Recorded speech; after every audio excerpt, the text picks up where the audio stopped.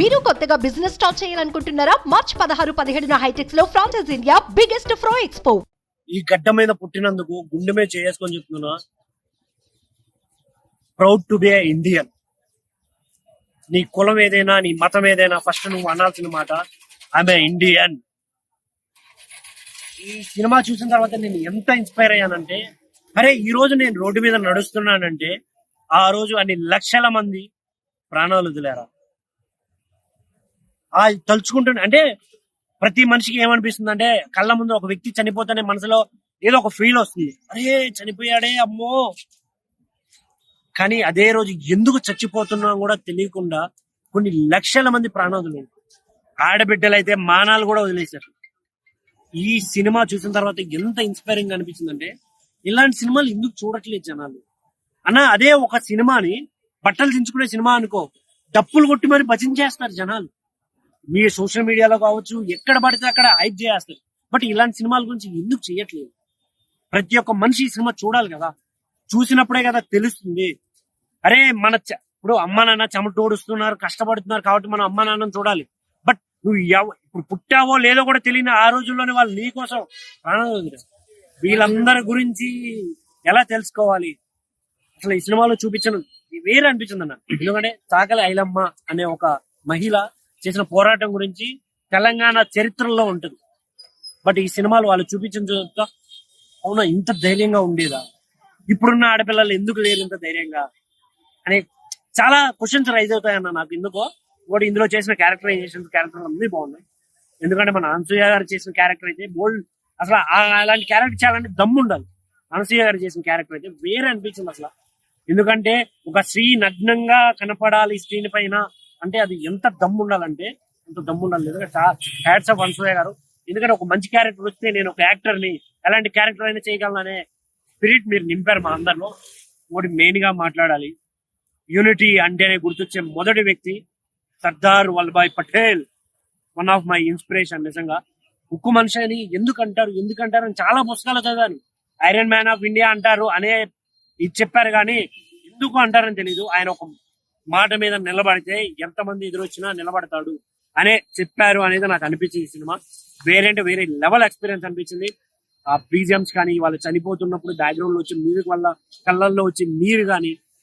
భయ్యా ముస్లిం సోదరులందరికీ చెప్తున్నాను, హ్యాపీ రంజాన్. ఈ సినిమా ఒక మతం గురించో ఒక కులం గురించో కాదు. ఈ గడ్డ పైన పుట్టి ఈ గడ్డని ఏలాలి అనుకున్న కొందరి స్వార్థం వల్ల జరిగిన సిచ్యువేషన్ ఈ సినిమాలో చూపించారు.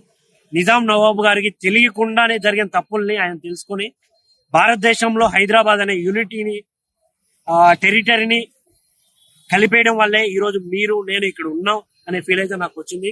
So thanks for that. Director గారు ఒక మంచి సినిమా చూపించారండి. నేను ఒక రివ్యూవర్ గా కావచ్చు, లేకుంటే ఎలా అని చెప్తున్నా, భయ్యా సర్దార్ బాలు నా పేరు. మీరు ఈ వీడియో చూస్తే మీకు ఏమనిపించిందో కామెంట్ చేయండి. బట్ దయచేసి సినిమాని మాత్రం చూడండి. మీకు దగ్గర డబ్బు లేకపోతే నాకు మెసేజ్ చేయండి, I will provide you ticket. Thank you. Razakar cinema చూశాను బ్రో. ఈ వారం 3 సినిమాలు రిలీజ్ అయ్యాయి. ఏంటంటే ఒకటి రజాకారు, రెండోటి తంత్ర, అలాగే షరతులు వర్తిస్తాయని. ఈ వారం రిలీజ్ అయిన సినిమాలో రజాకార్ సినిమా దాన్ని ఏమంటారు ఛాంపియన్. ఈ సినిమాలో ఫస్ట్ హాఫ్ ఎలా ఉంటుందంటే, రజాకార్లు అసలు అంతకుముందు తెలంగాణ స్టేట్ ఒకటే, దాన్ని ఏమంటారు ఓన్లీ నిజాము స్టేట్ అంటే తెలంగాణ స్టేట్ అని అనుకునేవాడిని. కాదు, తెలంగాణ స్టేట్ నిజాం స్టేట్ అంటే తెలంగాణతో పాటు మహారాష్ట్రలో కొంత ప్రాంతము, కర్ణాటకలో కొంత ప్రాంతము, ఇదంతా కలిసి నిజాం స్టేట్ అన్నమాట. అలాగే నెక్స్ట్ ఏంటంటే, ఈ సినిమాలో ఫస్ట్ హాఫ్ మొత్తం రజాకారులు ఎలా ఆ మహిళల మీద ఎలా దారుణాలు చేశారు ఏంటి అనేది మొత్తం చూపించారు బ్రో. చాలా బాగుంది అసలు. సెకండ్ హాఫ్ వచ్చేసరికి కాసిం రజ్మీ అని ఒక లీడర్ ఉంటారు బ్రో, రజాకార్ కి మెయిన్ లీడర్ అన్నమాట. ఆయన సర్దార్ వల్లభాయ్ పటేల్ అంటే డైలాగ్ వార్ అనమాట. ఇప్పుడు కాసిం రజ్మీ వీళ్ళిద్దరి మధ్య ఒక 2 minutes డైలాగ్ వార్ ఉండిద్ది. అంటే ఒకరినొకరు డైలాగ్స్ చెప్పుకొని దాన్ని ఏమంటారు తొడలు కొట్టుకోరు, కానీ చాలా బాగా డైలాగ్స్ ఉంటాయి అన్నమాట. అంత బాగుంటుంది. నెక్స్ట్ ఏంటంటే క్లైమాక్స్ చాలా బాగా తీశారు. లాస్ట్ 30 minutes ఇండియన్ ఆర్మీకి అలాగే రజాకార్ ఆర్మీకి మధ్య ఫైట్ సీక్వెన్స్ ఉంటుంది అనమాట. ఆ ఫైట్ సీక్వెన్స్ అయితే చాలా బాగా తీశారు. అలాగే బాబీ సింహ గారి క్యారెక్టర్ అయితే అద్భుతంగా ఉంది. అనసూయ గారి క్యారెక్టర్ 5 minutes ఉండిద్ది. బతుకమ్మ సాంగ్ చాలా బాగా పాడిద్ది.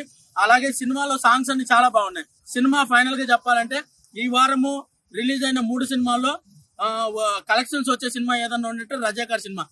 తెలంగాణ పాపులేషన్ లో 100% ఉంటే 85% హిందూ పీపుల్ ఉన్నారు. హిందూ పీపుల్ మాత్రమే సినిమా చూసినా కూడా ఈ సినిమా కూడా కలెక్షన్స్ వచ్చేస్తాయి. చాలా బాగుంది సినిమా.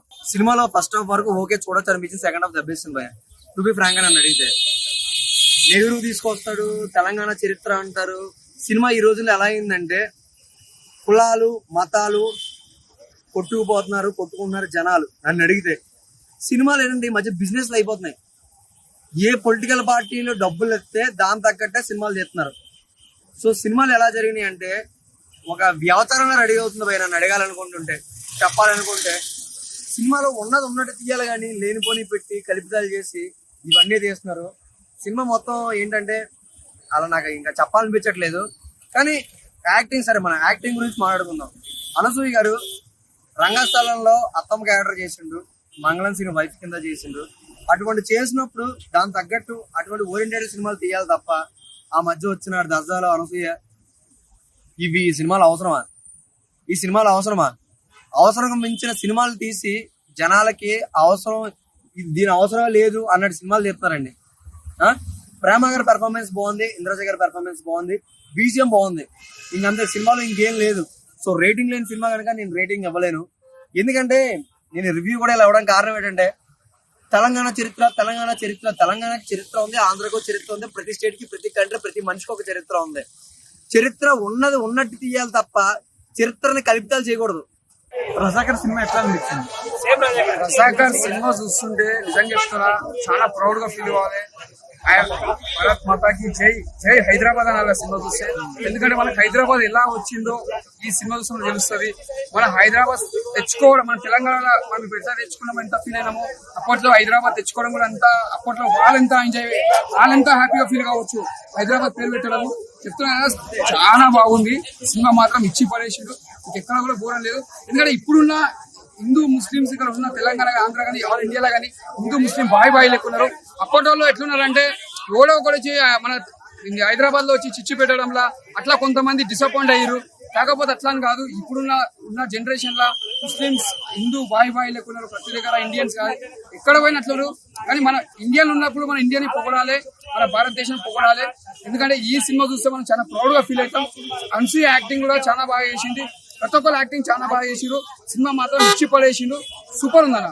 అంటే నవాబుల గురించి వీళ్ళ నుంచి ముసలి అంటే ఎందుకు బాగా బాగా చూపించారు.